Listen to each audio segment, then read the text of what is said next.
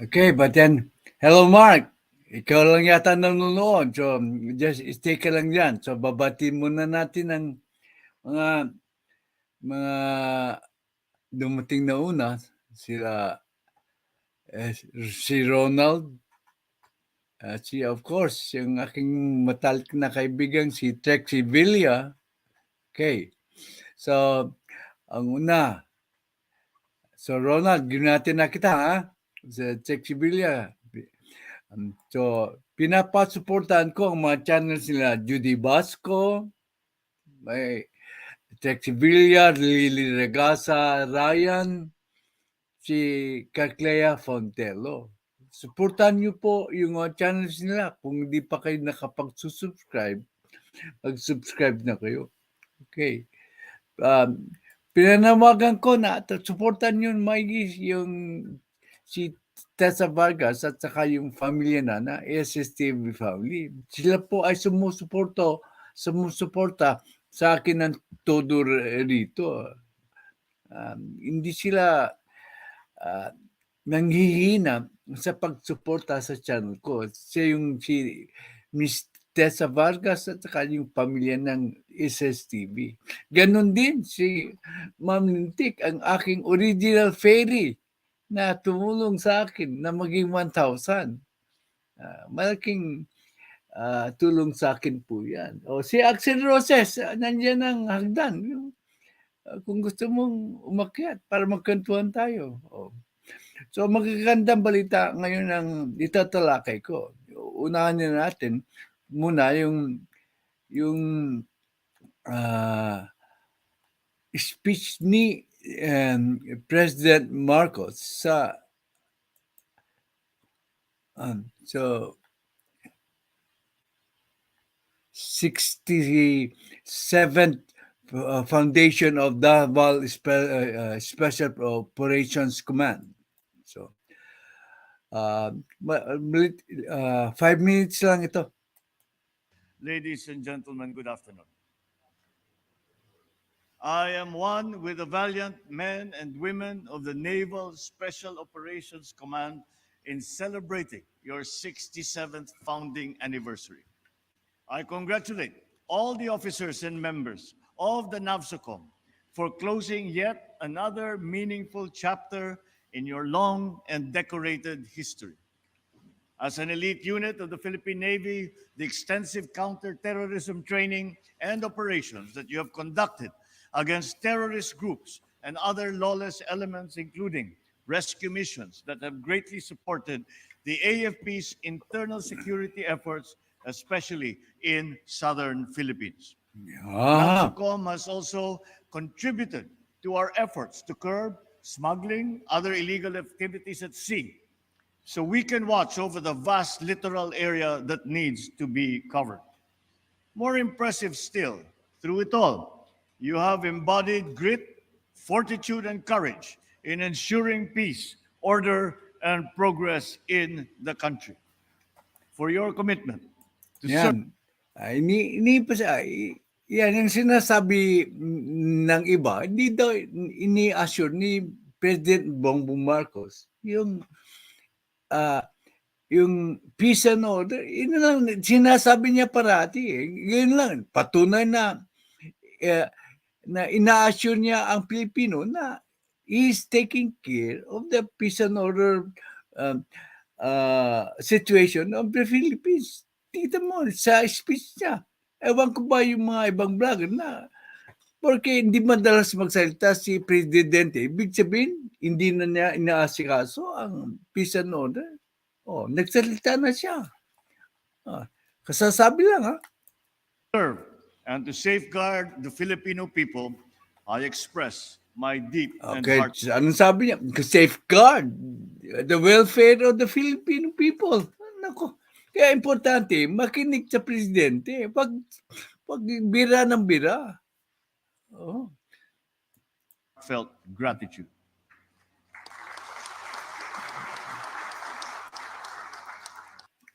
Nagsalita siya in front of the kasundaluhan. Hindi niya binanggit yung kudita.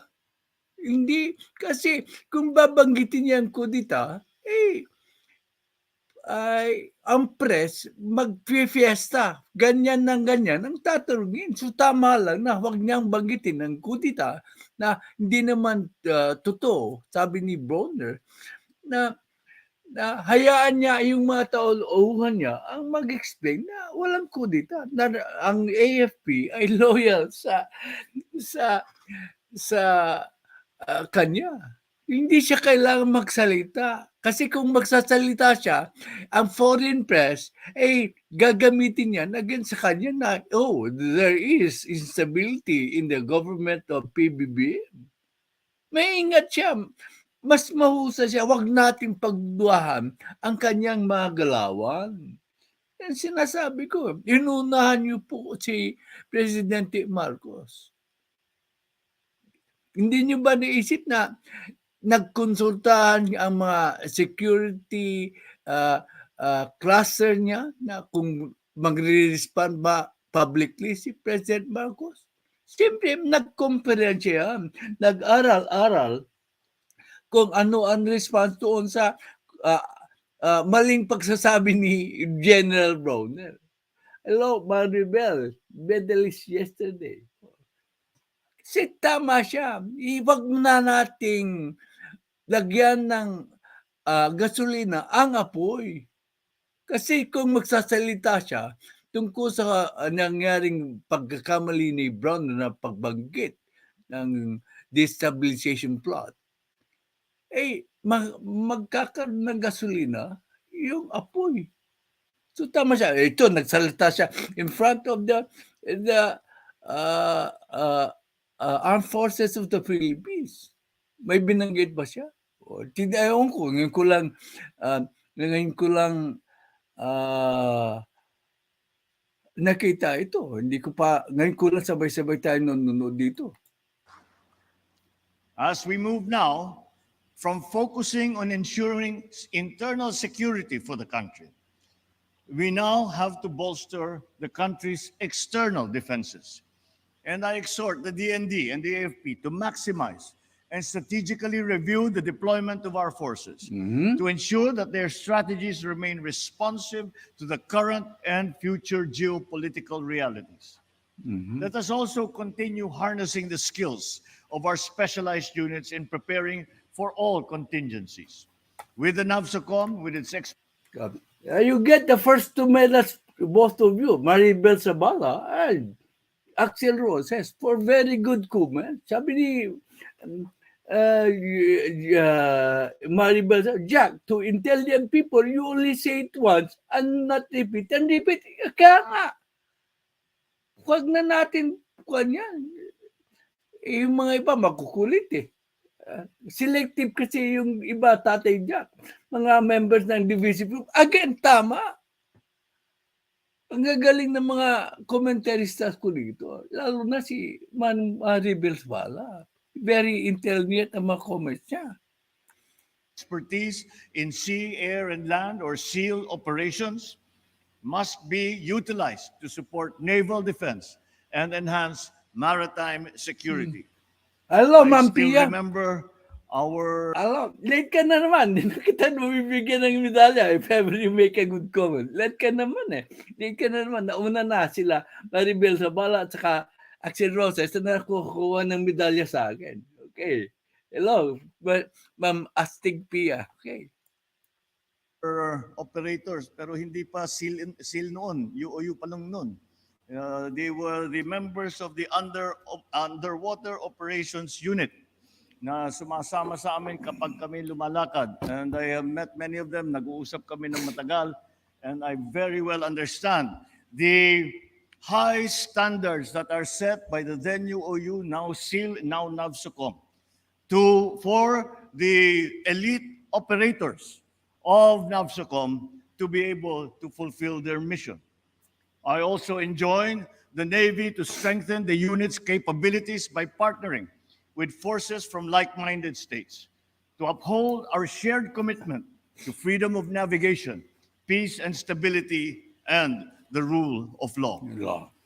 To this end, Allow me to recognize our awardees for their excellent performance and significant Nagbibigay contribution din to the pala ng Navy medalya and to the si country. President I Bongbong urge you to Marcos. continue honing your skills and serve as exemplars, not just as NAVSOCOM personnel, but as public servants. Rest assured that this administration remains firm in its commitment to strengthen NAVSOCOM's capabilities to the acquisition under the revised AFP modernization program. Yan. Sinabi We will niya. likewise support you in implementing programs to enhance your knowledge and skill, as well as ensure your welfare and, equally important, your family's well-being. Together, let us bring stability, peace, and prosperity in our lands and in our seas, all the while Ah, inassure na naman yung Pilipino. Together, we shall bring, assure that we shall bring peace and stability within the land. So, nagsalita siya. Ina-assure niya ng Pilipino na he is handling the situation of the peace and order uh, uh, effectively. Yung mga ibang vlogging standing dyan eh. as a wellspring of hope to our present and our next generations. Malaki po ang papel na ginagampanan ng inyong institusyon sa pagsulong ng isang bagong Pilipinas sa Bagong ating panahon Pilipinas. ngayon. Inaasahan ko ang inyong patuloy na pakikilahok at suporta sa adhikaing ito. Muli, binabati ko ang NAVSOCOM sa pagdiriwang ng inyong ika-67 anibersaryo. Mabuhay kayong lahat, mabuhay ang NAVSOCOM, mabuhay ang Armed Forces of the Philippines. Maraming salamat at magandang hapon. Kita mo palakpakan. Okay. Palakpakan kay PBBM. It, it gladdens my heart. See him speak. And not... Hey. So, unang topic na tayo, unless mayroong mga dating unang... Si Trexie, nandito ulit. Si Vincel Pisces, si Puga Kim Gaming, si Pia Di Cuspel. Late ka nang medyo kunti, hindi na kita bibigyan ng medalya kung sakasakaling pa. Okay. So, yung mga bumabatikos kay Laurel, na tignan nyo ang ginagawa niya. Marunong talagang pamili si President Bongbong Marcos nang dapat na pumalit sa kanya sa Department of Agriculture. Kita mo yan. Kaumpisa pa lang, nilalahadan niya ang programa niya. Yung mga taong, he should take care of smuggling. Ginagawa niya. He should take care of sabi ni Ma'am Pia, ito na ang sagot sa yung tanong. She should take care of hoarders. Yan ang parte sa corruption. Kaya magaling po ang ating bagong Department of Agriculture Chief.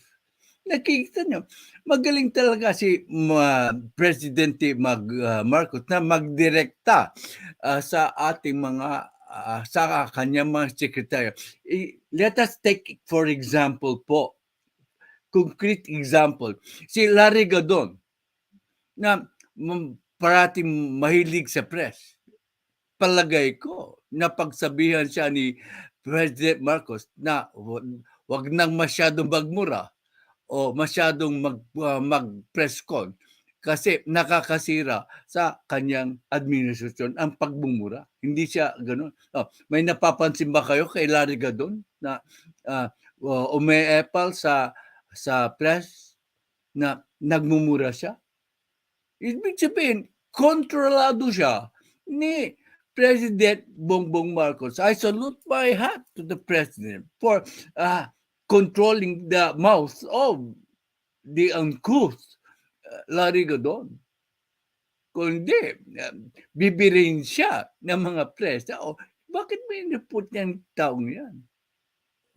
So, in the same manner, I will relate it to the chief. So,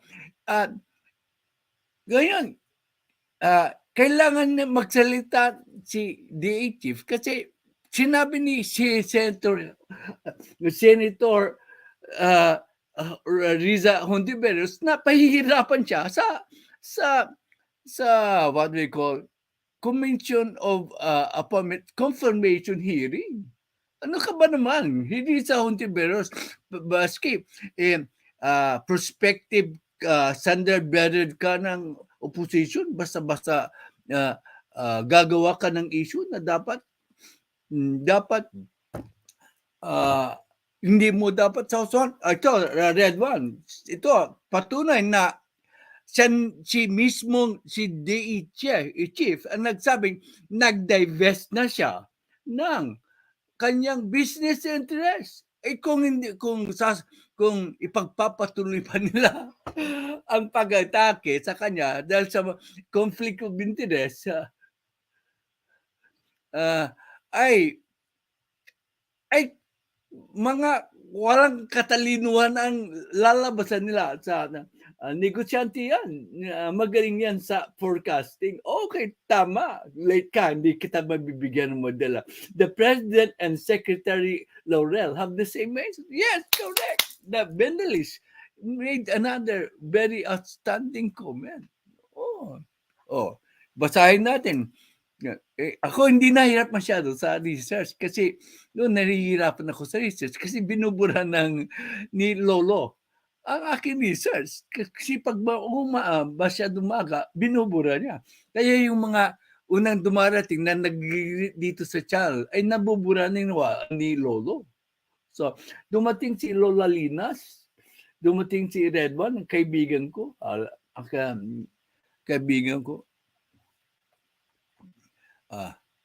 basahin natin. Alisin ko muna yung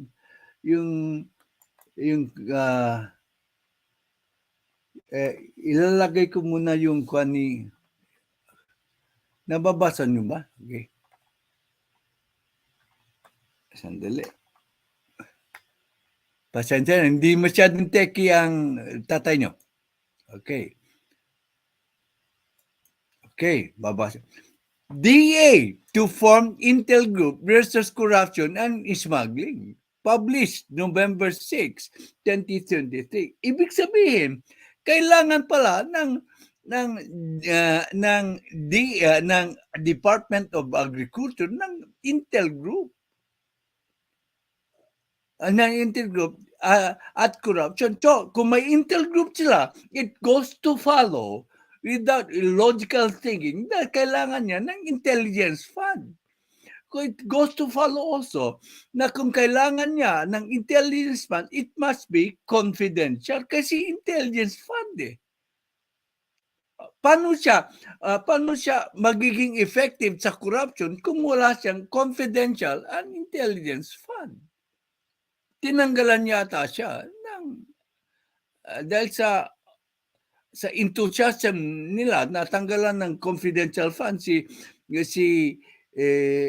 Vice President Sara Duterte, pati yung DA, tinanggalan din yata sila, hindi ko sigurado dito, ng Intel funds. Mali po ang move ng dito criticism kay Speaker Martin Romualdez. Mali po.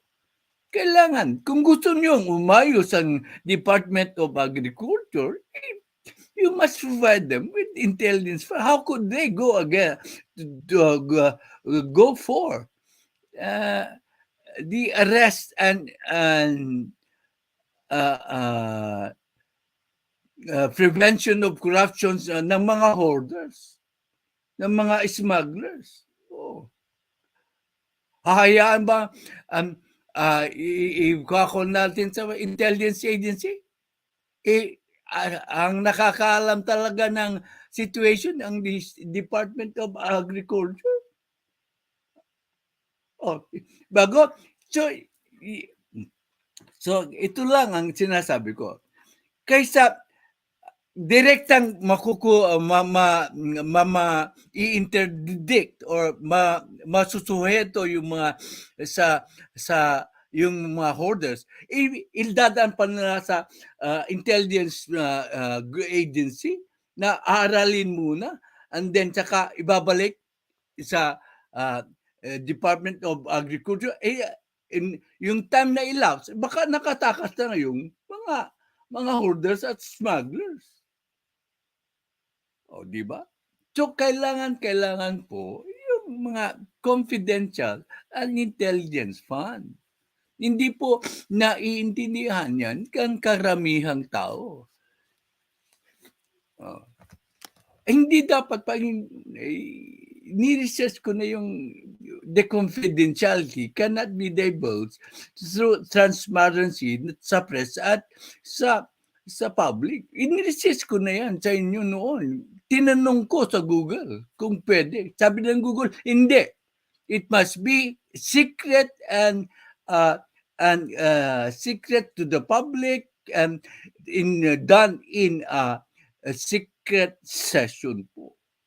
Kung gusto nila lang malaman po ang spending sa confidential fund. Because being confidential funds, they are not supposed to be transparent to the public. Simple-simple hindi ma-analyze ang karamihang mga kulang sa talino yata ang mga vloggers. Masakit ba magsalita? Yun ang katotohanan po. Okay. So, sabi ng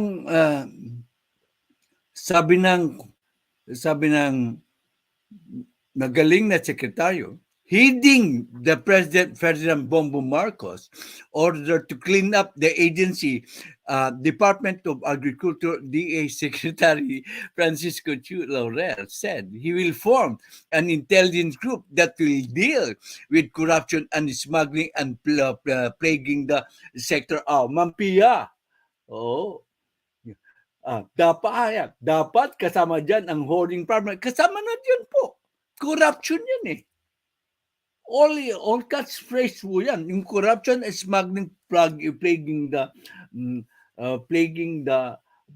hoarding problem. That's a problem. Corruption po yan. Hoarding is a corruption. So, pag-perform siya ng intelligence group, so, unang hakbang niya ay napakaganda ulit. Yun ang unang inaasikaso niya, di ba? Kasi galing nga, sabi nga ni Redwan, negosyante yan, magaling yan sa forecasting. Tama si Redwan. I will be, sabi niya, upon heeding President Marcos, sino nagutos? Kung marunong ka ng English, basahin mo yung first sentence. Heeding President Bongbong Marcos, he is a good soldier and a lieutenant. Susundin niya ang mga utos ni Presidente. Bali, parang si Presidente pa rin ang DA. Yan, di ba, yun ang advice ko. Kumuha siya ng magaling na tauhan na who will take care of the day-to-day business, but he will, di ba, sinabi ko yan sa vlog ko noon, na kumuha siya ng magaling na tauhan na who will be following his day-to-day orders. Susundin lang ng tauhan yung kanyang order. Ayan ang ginagawa na ngayon ng ating magaling na na-appoint na bagong DA. Di ba? Yan ang analysis ko noon. Di tama na naman ako. Sabi nila, aywan ko, alilit ang channel natin, walang masyadong nanonood, pero okay. I will be creating my own intelligence group. They are here na. Nandun na raw. But you don't know, hindi nyo kilala. Kasi intelligence eh. Hindi nyo sila makikilala, pero nandyan na sila. Ang galing niya, no? Tama po, tatay. Yan. I'm so excited with the new, I'm again animated kasi I am so excited. When I am so excited and delighted, I get so passionate. I'm sorry. Hindi ako nagagalit. Pero I'm very, very excited. One of the directive is of the president is kung may dumi dyan, clean it up. Oh, yan ang tampal sa mukha nila ni General Macanas at Cibolia Quera TV na nagsasabi na oh si Lisa Ahas ay involved sa smuggling. Yun ang utos niya. Yun ang sinasabi nila. May tumatawag sa akin dito. Forget that. Most importante ang aking vlog. Okay. So, yan, sample sa kanila na papayagan bang mabilanggo ni President ang kanyang asawa? One of the directives of the President is kung may dumi dyan, clean it up. Sabi niya sa ating magaling na bagong appoint na DA Secretary. Okay. The newly appointed agriculture chief said the president also instructed him to boost rice production to make the price of the staple more affordable to Filipinos. Okay.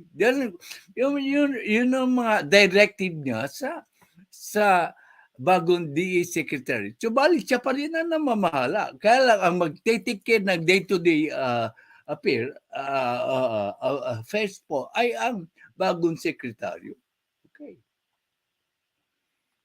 But he acknowledged that the 20 pesos per kilo promised by President during the election was not yet achievable.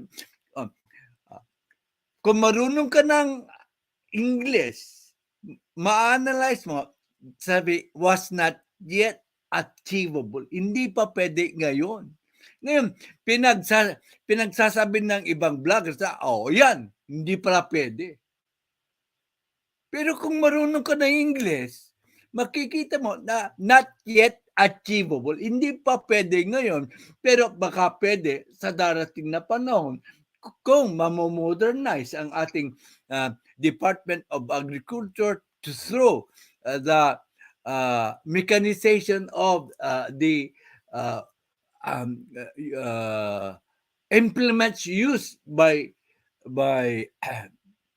our farmers and organizing them into cooperatives. So mas maganda ang production ng ating bigas. Not yet achievable. Kasimple-simpleng.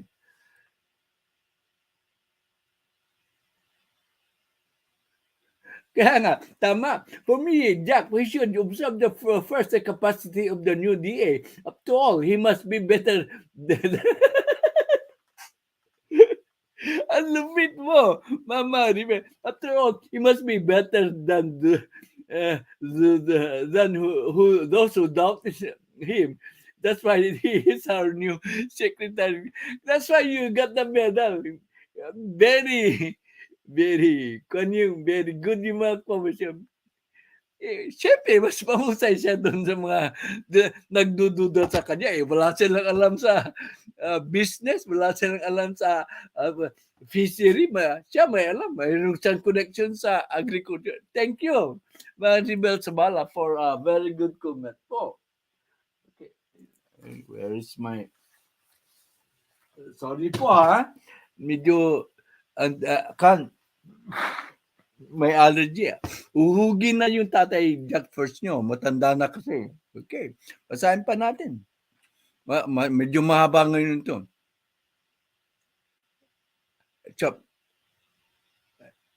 So nakikita niyo? Okay. Laurel says the post full-time job. Nag-divest na po ako. Hindi ko... ngayon ko lang nakita yan. Pero nag-divest na raw siya ng kanyang business interest.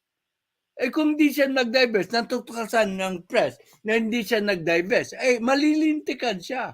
So, kung nagdududa kayo, mga kontrapelo kay PBBM at kay Secretary Laurel, patunayan nyo by presenting evidence na hindi siya nag-divest ng mga kanyang business interest, magpunta kayo. Suggestion ko, magpunta kayo sa Securities and Exchange Commission. Yan, nakikita niyo po ang nakalagay dyan. Sabi niya, some opposition centers wary of corporate and oligarch interest with the new chief. Sila, opposition senators. Pero sa Kamara, minority Muslims back Laurel's opinion, appointment sa chief. Ang mga senador lang ang wary of corporate and oligarch interest. Ikasasabi lang na nag-divest siya sa kanyang mga business interests coming from the mouth of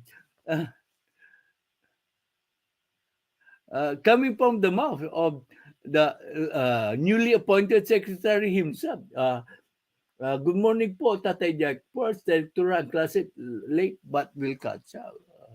Lady Mega Love Shout po, Jackferdz. Amazing and wonderful, Tatay. Thank you. Nakikita nyo, headline dyan ha. Nag-divest na po ako ng aking mga business interest. Hindi ko ini-invento yan. Research ko po yan. Yung mga senador ay pinipilit na pagdudan na ini-insert yung oligarch at saka corporate interest. Kung gano'n ng gano'n, hindi makakahanap ng magaling na papalit sa kanya sa DA Secretary.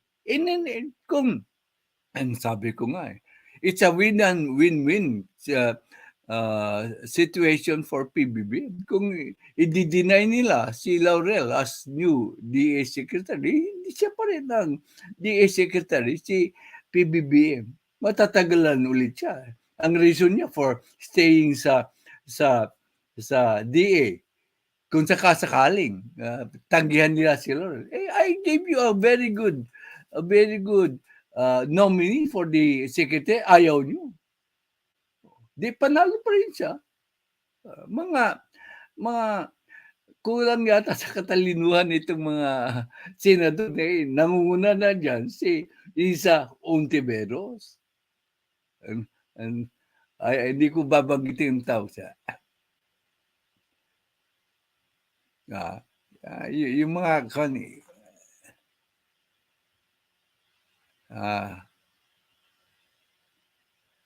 ito. The DA chief also plans to revamp the Bureau of Agriculture Statistics to have accurate agricultural data that will aid in improving the sector. Yan ang kagandahan sa kanya kasi may business experience siya. So in order for a business to succeed, they must have an accurate data in order to forecast what is going to happen in the future. Kaya tama ulit si Z1. Yan ang ginagamit ng mga businessman. They call it budgeting. And budgeting hindi lang in terms of, kasi siyempre may alam ko sa account, in terms of peso or dollar figure. Pino-forecast yung mga budget, yung peso value nila is pino-forecast kung ano ang nangyayari sa business based on the prevailing market environment. And siya nga pala, we're talking about business, the Dow is up 4 points. At least, hindi siya negative po. Kasi may profit taking. Okay. 4 points as of this moment. Okay, yan ang gagandaan ng pagkahal sa kanya ng ating presidente. Marunong siya sa business. Kaya ang unang hakbain niya is very positive para sa akin. Sa akin para sa akin. Okay, ang last po. Laurel reiterated that he has divested himself of his interest from his businesses. O yan, Red One, yung hinahanap mo. Pwede mo nang isampal sa mga detractors mo, na ito po, sabi ni mismo si Laurel ang nagsabi, nag-divest na ako. I have no more interest in all the companies that I use to own. O wala na siyang interest. Kung kanino niya ibinenta, ay wala na tayong pakialam. Basta ang importante ay wala na siyang interest doon sa companies na dati niyang pag-aari. Okay. Malinaw po. Okay. Napakagandang balita to. Very encouraging signs that he will perform well as the new Department of Agriculture Secretary. Tama na naman si Redman. Sayang Redman, hindi ka Oh, hello, Charlene Kim. May love shout ko, Tatay Jackferdz, nanay direktor. Malaki ang utang ko kay Charlene Kim. Siya ang nag-alaga rin sa akin nung una akong nagsisimula. Alam mo, marunong tayong tumanaw ng utang. Kasali na dyan si Carclea. Malaki ang tulong sa akin ni Carclea Pagtelo. Malaking utang na loob ko yan sa kanya. Okay.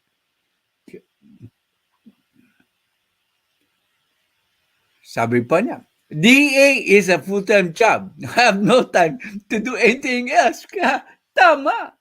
Paano pa niya aasikasuhin yung business niya kung magiging secretary siya? Kaya napakagaling po ng ating bagong president, bagong secretary. Okay. Tulog po si Direktora, hindi niya ako matutulungan. Matutulungan lang niya ako sa gabi. Pero kung ganitong oras, ay solo ko. Pasensya na kayo, di ako masyado marunong magbasa. Kaya importante sa akin, si Direktora.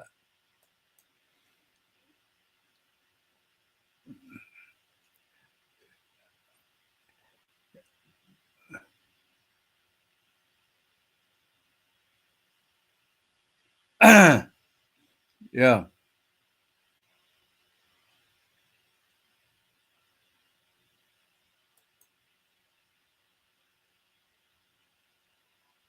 Okay. Tinapik ko na ito mga kanina, pero ito share ko.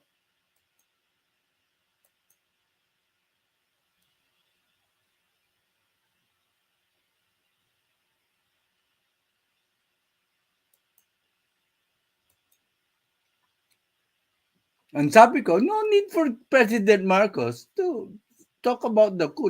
He lets yung mga alalay niya magsasalita. Yan ang dapat. Okay. Anong ginagawa niya? Yung aking pareho kami ng pananaw kasi ni Presidente. Ewan ko sa iba. Yan. Pinagsasalita niya yung mga aliporis niya. Hindi siya mismo ang nagsasalita. Bakit? Kasi kung siya ang magsasalita, you are paulit-ulit nga. I hate to say this, but kailangan ulit-ulitin natin. No reason for PNP, AFP to plot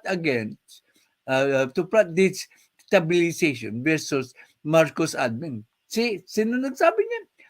Ang PNP chief, Acorda. Let these Alipores deal with it. Publish. Kailan pinablish po? Dito sa channel ko, always press po ang balita. Kaya kung naghahanap kayo ng balita, dito na. Cut me in, Jack. Sabi niya. May Maribel, okay. The Philippine National Police, sabi niya, I'm waiting. The Philippine National, I hope you can read it. The Philippine National Police and the Armed Forces of the Philippines have no reason to plot against the administration of Ferdinand Bongbong Marcos Jr., PNP, Chief Police General Benjamin Acorda said on Monday. Yan. In a press conference, yan, nagsalita na po. Yung mga alipores na. Hindi siya, pero hindi siya ang nagsasalita. Yung mga alipores niya. mga alter ego yan ng presidente. Hindi magsasalita yan nang walang pahintulot ang presidente.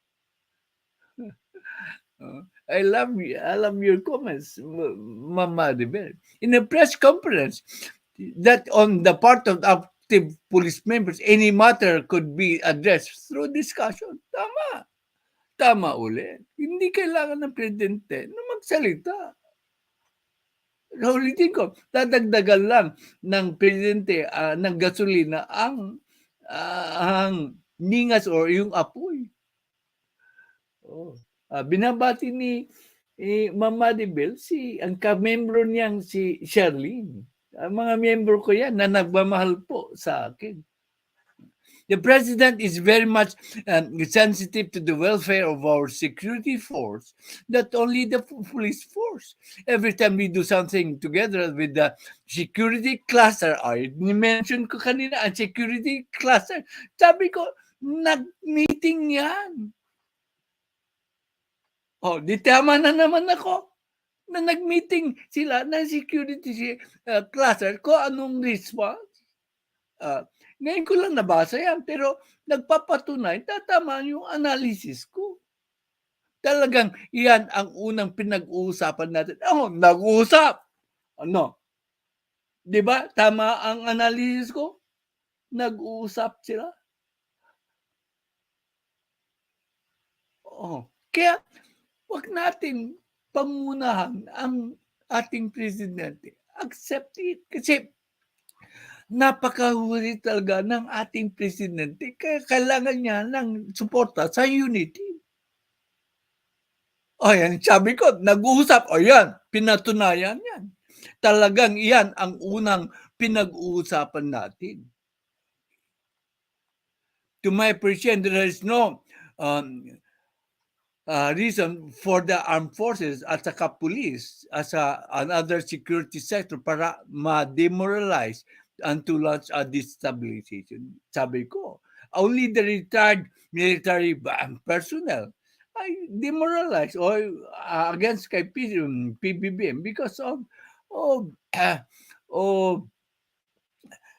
the proposal of the PBBM to reform the military uniform personnel pension plan.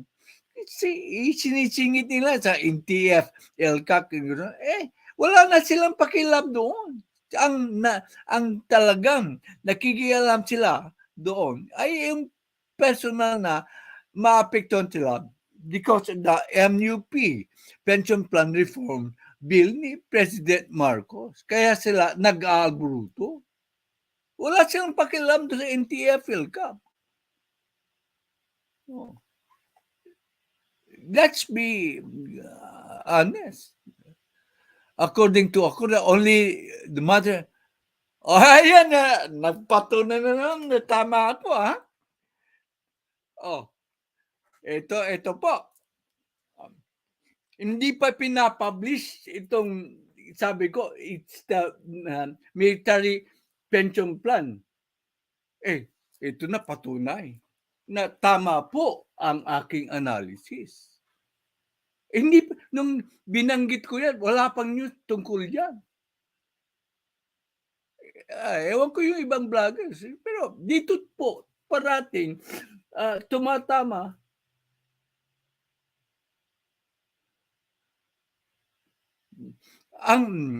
Sabi, tanong usually pag may disab, di ba, dapat hindi sa admin nanggagaling. Tama.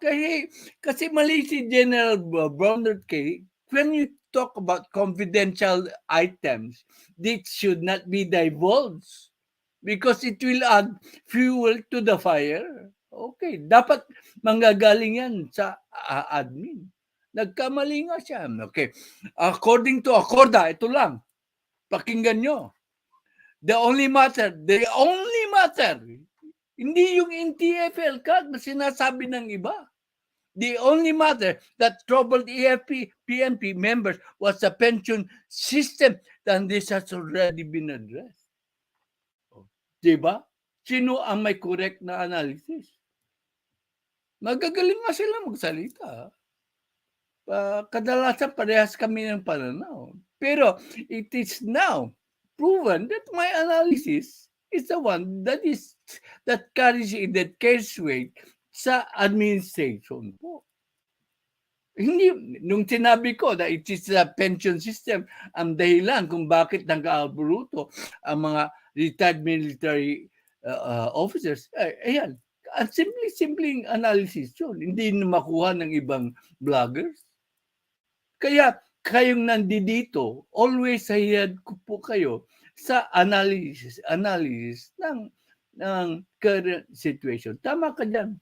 Dapat manggagaling yan. Dapat ang mag-announce ay yung, halimbawa, ay yung si Secretary hindi si General Browner.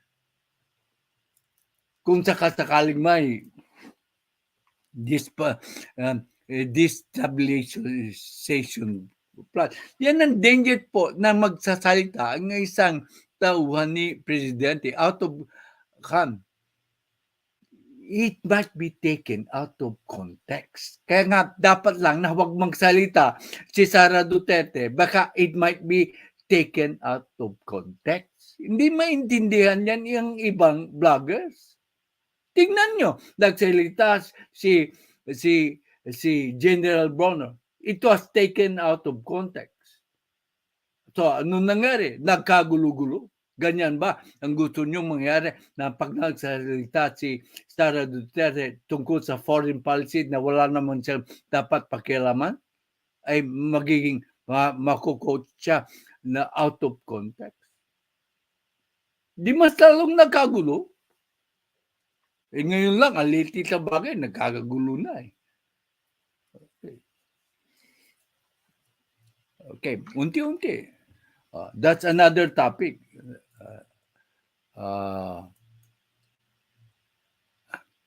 Yung mga vloggers dyan, pwede nyo gamitin ito. Anytime, yung mga topics natin dito. Pwede nyo in your own words, explain it. Mas magagaling kayong mag-explain. Pero the gist is, tama po ang aking analysis. The gist. So, expound on it na lang. Kayo na bahala. Kasi, kadalasan, nakakatotoo ang aking analysis. So, di ba? Yung mga naniniwala sa ibang mga vlogger, kayo na bahala. Kadalasan naman, hindi sila tumatama. Okay. Ito magandang balita. Recently, sabi nila, hindi ko papalakan.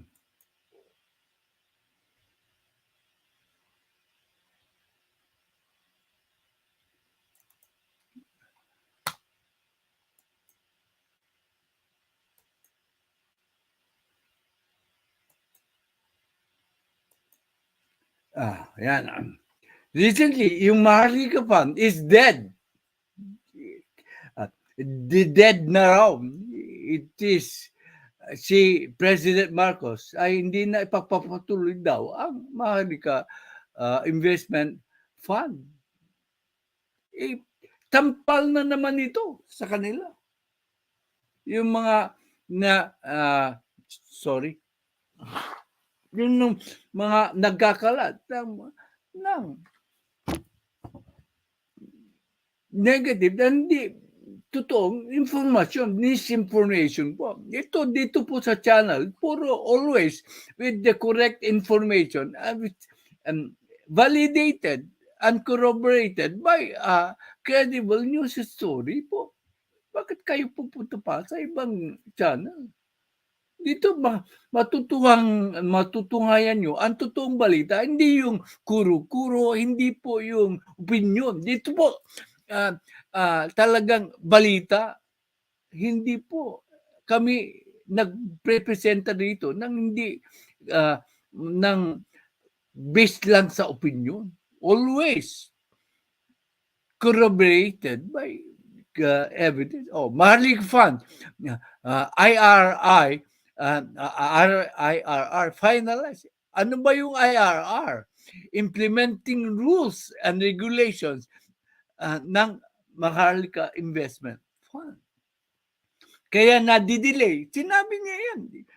Pinapaganda nila ang Maharlika Investment Fund. Kaya on hold muna. But he promised that it will be off and running in the year 2023. Bago magtapos ang year na 2023, it will be off and running. And he is finally done with the implementing rules and regulations po. Yan. Basahan natin. Kailan November 6, 2023. The organization of the corporate structure of the Maharlika Investment Fund is now underway after its proponents have finalized the implementing rules and regulations. President R. Marcos Jr. announced this Monday. Kararating na.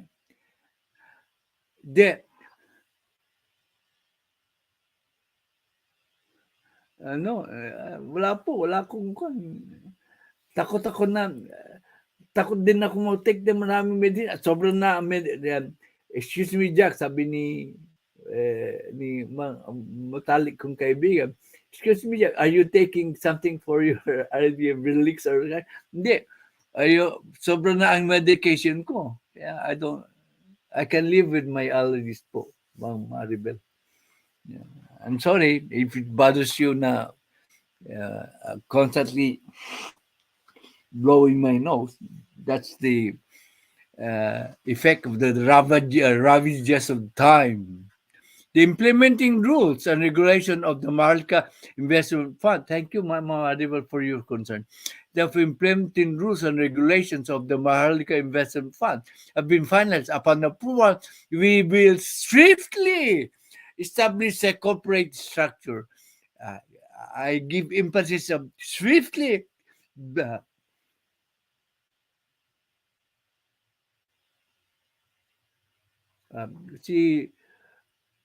May mga dumating na wala pang jacket. Si Marity, bibigyan ko kayo ng jacket. May jacket ka na. Marity brand. At saka, do it yourself. Hindi.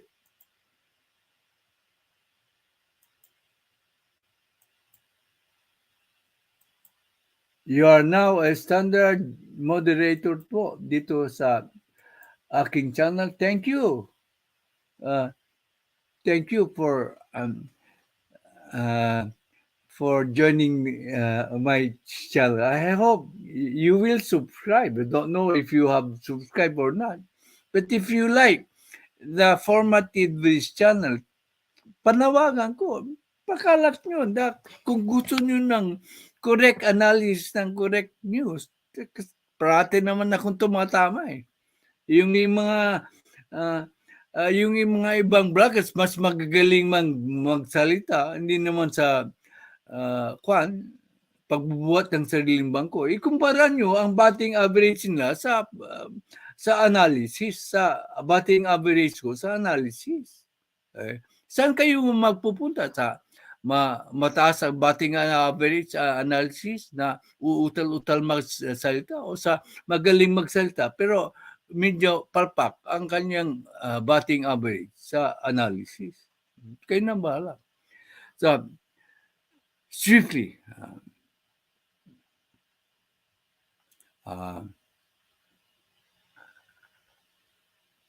ito, sabi ni Presidente, we are still committed to having it. Di ba sinabi ko? Ngayon lang, sinabi ko before reading the statement of the President. We are still committed to having it operational before the end of the year. Kasasabi ko lang ngayon ko lang nabasa ito eh. Again, I am right in my analysis. Ito. Nakikita niyo yan? Yung ibang headlines na hindi ko pa na-express sa inyo. Hindi po totoo yung pinagkakalat nila na patay na po ang Maharlika Investment Plan. Nakikita nyo? Saudi, other government expressed interest in the Maharlika Investment Plan. O yan, nakalagay diyan, nababasa nyo. Hindi po ako nag-iimbento. And sabi pa, Maharlika Fund receives warm response from Saudi business leaders. Ayan, hindi po ulit ako ang nagsasabi. And then, Maharlika Fund to push through the implementation before year end. PBBM. Okay, that is the topic.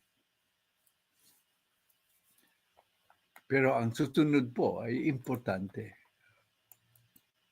Importante talaga yung susunod na talakay natin. Kaya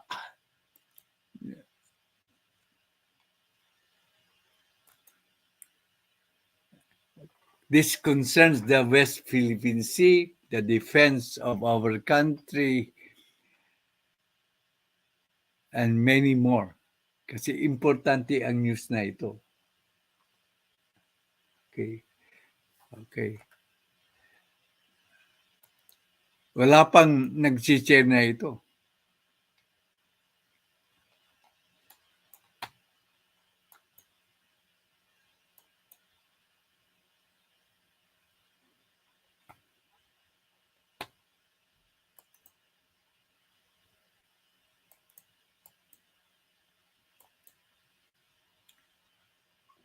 Nababasa niyo yan? Nababasa po ba niyo yan? The US is quietly arming Taiwan to the teeth. Bakit po? Importante po yan sa atin. Kasi pag inarm po pag inarm po ng US and Taiwan, hindi po galing sa akin yan, galing mismo sa news story. Saan po nanggaling yan? Sa BBC. Nakikita British Broadcasting Corporation, a very reliable news outlet kasi they're one of the most powerful news media sa buong mundo. British Broadcasting Corporation po. Ang analysis po na is the US is quietly arming Taiwan to the teeth. Bakit importante po yan? Kasi pag alam ng China na armed ng US ang Taiwan to the teeth, madadivert yung attention nila sa Philippines at i-concentrate po sa Taiwan. Di ba? Magandang balita. Yan ang hindi po ma-analyze ng ordinaryo blog. Ang analysis niyan. Ipinapakita ng US na poprotektahan nila ang Taiwan. Consequently, kasi ang China has been threatening Taiwan that they will invade po ang Taiwan. Inarma ng todo ng US po.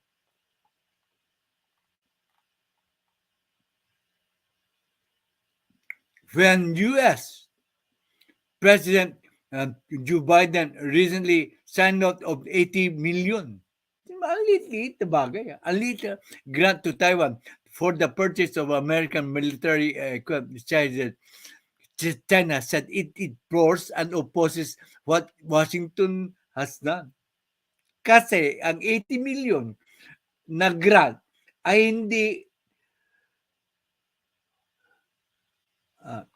parang ginawa, more or less, dito, 4 billion ang pinadala sa Ukraine to support Ukraine. Dito, 80 million pa lang. Pero ito ay hindi po galing sa pera ng China. It is galing sa pera ng taxpayers po ng United States who are not supposed to give this amount to any country na hindi recognized by the United States as a country. Pero ginawa pa rin ni Joe Biden ang ganitong grant. Sabi na, to the casual observers, didn't appear as if kung mahina kang analista, yun sinasa, it was less than the cost of a single modern fighter jet. Kasi ang modern fighter jet, 350 million ng isa. Ay, tinalo ng 38 million jet natin. It was less than the cost of a single modern fighter jet. Taiwan has already ordered, has an order of more than 14 billion worth of U.S. military equipment. So nag-order na uh, Taiwan 14 billion in terms of peso po. That is 7 trillion 250 pesos per dollar. 7 trillion 200 billion pesos, more than the budget of 2 years ng Pilipinas. Yan ang po ang in-order ng Taiwan. Nakapag-order na. So, does a miserly $80 million more matter? Pakinggan natin kung ano. While the fury is Beijing's default response to any military support for Taiwan, this time something was different. Basahin natin. The 80 million is not alone. Hindi yan pautang. Bigay yan. It comes from American taxpayer. For the first time in 40 years, the America is using its own money. Hindi sila, yung pera nila to send weapons to a place, it doesn't officially recognize. Oh, tama na naman ako na it doesn't, kung hindi nila nire-recognize na country, pinadalhan nila. Ngayon ko lang nababasa ito. America is using its own money to send weapons to the place it officially doesn't record. Tayo ba ang susunod na bibigyan ng states ng ganyang pera o mga kagamitan? Kasi their purpose is to control China. Yan ang mga tanong. Ayan, yung tanong mo, Redwan, ito ang sagot. Since Russia's invasion of Ukraine, FMF has been used to send around $4 billion military aid to Kiev. Hindi nila pala pinababayaran $4 billion. Kasi nakagera. Ganyan ang masahan nating suporta magaling sa States. Kung magkagera man tayo laban sa China. Kung magkagera. Pero hindi magkagera.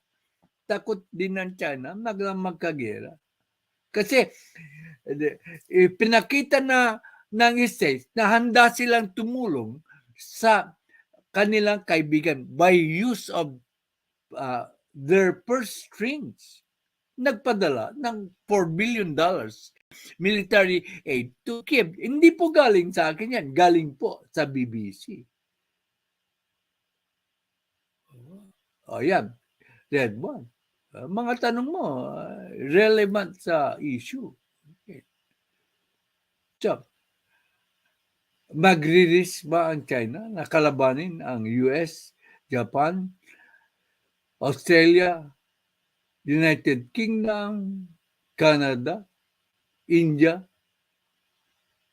malalakas na bansa yan na handang tumulong sa ating bansa just in case magkagera. Kung ikaw, si Xi Jinping, mag-iisip ka. That's another good story. Ngayon, ito na importante. Dito kayo makakahanap ng relevant po na diskusyon. Saan pa kayo pupunta?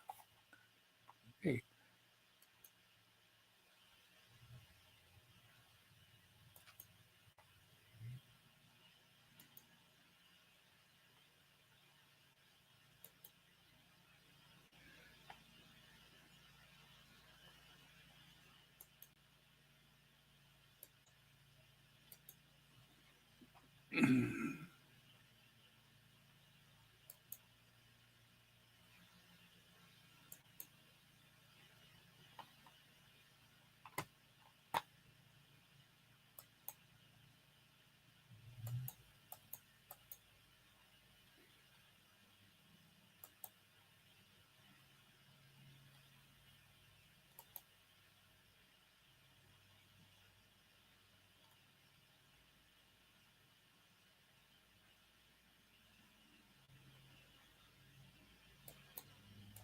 Ay, nako.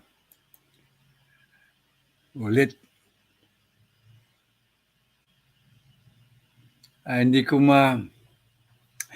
maalis tong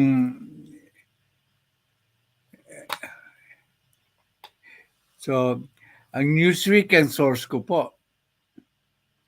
Pero ay sandali ha. It will take me some more. Hindi po teke ko. Paano pagkalis nitong nakaka...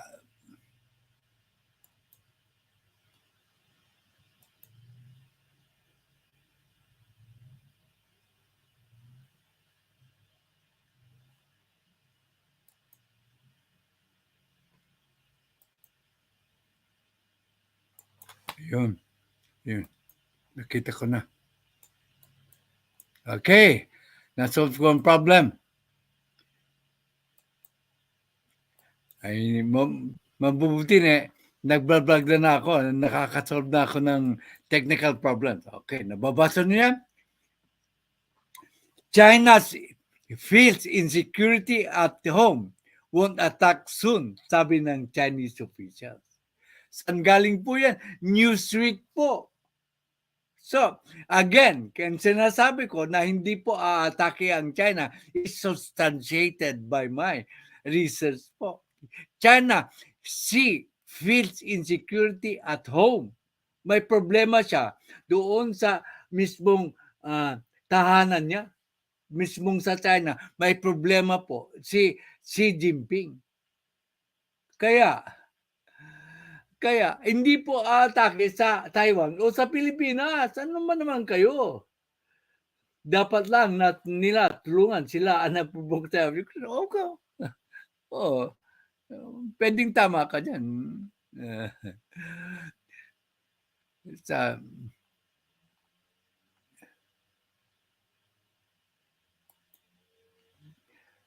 sabi, China may not attack Taiwan in the immediate future because domestic troubles will keep busy at home, a leading Taiwanese official said. Hindi magsasalita yung Chinese officials kung wala siyang babasihan. In the short term, I don't see any intention to use military force to seize Taiwan, said Wellington Koo, the Secretary of General of Taiwan's National Security Council during a legislative session. Hindi babalita ito ng Newsweek kung walang trace of katotohanan po. Ko said that widespread mourning for former Li Keqiang revealed Xi Jinping's domestic insecurities likely to keeping the Chinese leader busy at home. Kasi yung dating second niya in command ay namatay. Na para bang initsepero nila ang second in command na ito. Yeah. Kaya maraming ang tao ang nalungkot sa pagkamatay ng former second in command. Li died on October 27 after suffering a heart attack in Shanghai, according to Chinese state media. Li was once widely slated to become the next leader of China before Xi secured power after sidelining his rivals. Bali, bali, nag-usurp pa ng power si Jinping pa lang. Hindi ko alam yan. Ngayon ko lang nalaman. Kaya, dahil siya ay parang nagkudita sa kay Lee, ngayon natatakot siya. Si Xi Jinping. Lee's day. Lee's death may not pose an immediate challenge to current Chinese leader, but people in China have marked his passing with mourning an indirect criticism of Xi. Lee was cremated in Beijing on Thursday with top leadership, including Xi and other members of the Communist Party Politburo Standing Committee paying their respect. Okay. Pakitang tao. New details have also emerged about Lee's passing. Xinhua, China's official news agency, parang spy novel ito. Di ba yung Korean telenovelas, bibisita, pagkatapos sumamanghalay na lang bigla yung binisita nila. Hindi ako nagbibigay ng conspiratorial theory ko. Naalala ko lang ang novela ng sa Korea, yung pag binisita, tapos bigla na lang mamamatay yung binisita nila. New details also emerged about Lee's passing.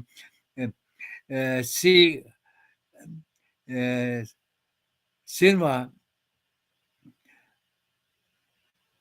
reported on Thursday that the leadership visited Lee in hospital where he is said to have died after attempts to rescue him failed. Ang takal-takal na nasa hospital, bigla na lang mamamatay nung pagbisita ng mga officials sa kanya. Ano ang maiisip mo? Di ba? Tagal na niya sa hospital, walang nangyayari sa kanya. Biglang bumisita yung mga opisyal. Sabi siguro, magpakamatay ka na upang masaba yung pamilya mo. Yun ang ginagawa nila sa telenovela series. Hindi ko sinasabing yan ang nangyari. Yan, natataba lang ako. Lee was extolled as an excellent CPC, Communist Party of China member, a time-tested and loyal communist soldier, and an outstanding proletariat revolutionist, statesman, and leader of the party and of the state. Mm-hmm.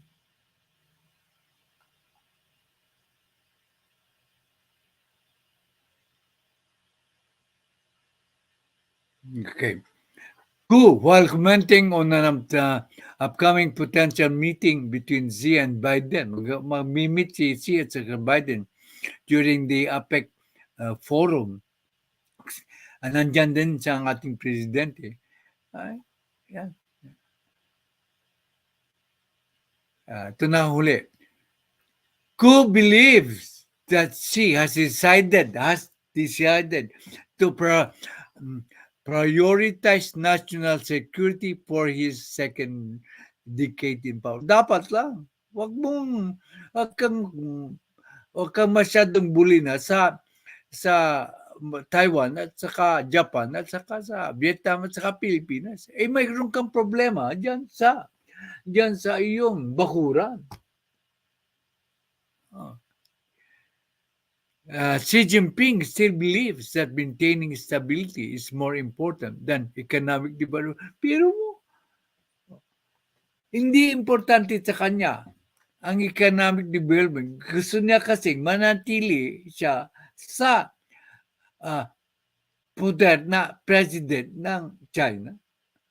Selfish motives po si Xi Jinping. Pinatunayan ito ng mga bureaucrats. Bureaucrats within government have been themselves underscored the importance of security over development. Kaya dito sa Pilipinas, importante po ang seguridad. Pero coupled with that, binibigyan ng mas importansya ng ating Pangulo ang economic development natin.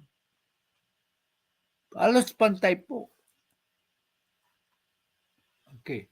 So, hindi ko na kayo masyadong aabalahin sa panunood. Pero naibigay ko na sa inyo ang sweet details ng mga or important details sa mga news na research ko. Again, yung tinalakay ko ngayon dito ay puro may basehan from Newsweek, from BBC, from the Office of the President, from GMA.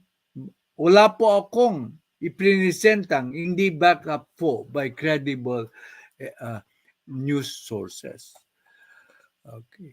Panghuling balita.